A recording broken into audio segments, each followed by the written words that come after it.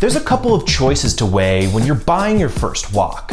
The material, the size, the style, the shape, and ultimately, which brand to actually pick up. Luckily, with most of these variables, there's an objectively best option to go with. I'm going to quickly cover each of these factors so you can make an educated decision, but if you want the TLDR version before I beat you up with info, I recommend getting a 12 to 14 inch carbon steel, sauté style, flat bottomed wok for most users. Try saying that 3 times fast.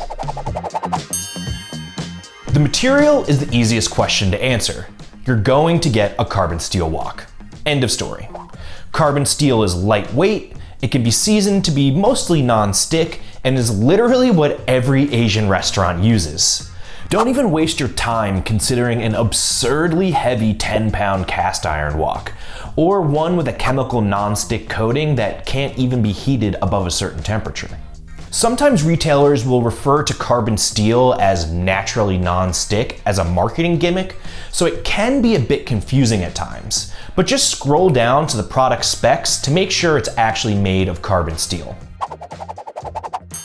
You should get a large wok, somewhere anywhere in the 12 to 14 inch range. Anything smaller, and you risk overcrowding your wok when you try to stir fry a meal for more than, say, 1 or 2 people.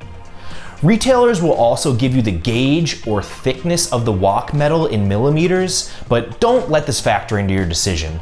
All carbon steel woks are going to be in the same general range.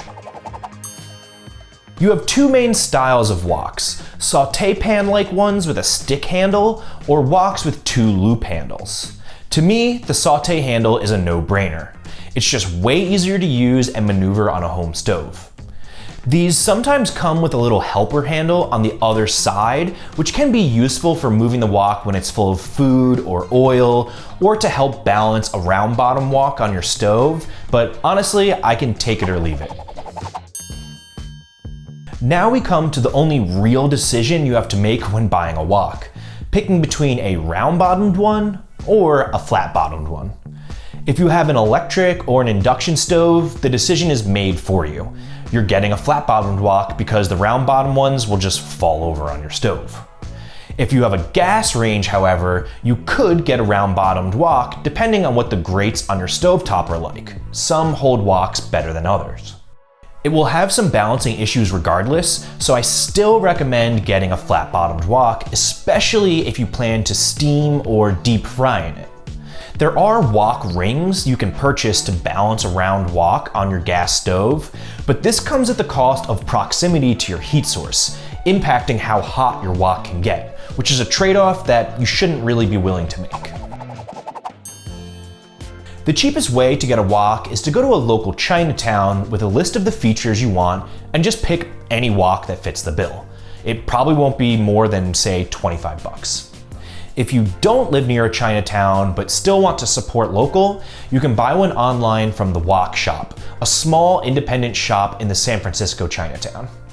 Otherwise, my favorite one from Amazon is this Joyce Shen 14-inch flat-bottomed wok. If you're in the mood to ball out a little bit, you can snag Made In's carbon steel wok. This thing is absolutely gorgeous, and with its Stay Cool metal handle, it's oven safe, so seasoning it is an absolute breeze. With so much information out there these days, it's easy to get sucked down the rabbit hole of overly opinionated Reddit posts or food media publications warning you that a non-traditional flat-bottom wok lacks proper conical thermal distribution and scoff at anyone who dare cook on one. At the end of the day, the perfect wok, or any other purchase for that matter, is the one that you actually go out, buy, and just enjoy using. Just make sure if it's a wok, it's carbon steel. Later, nerds.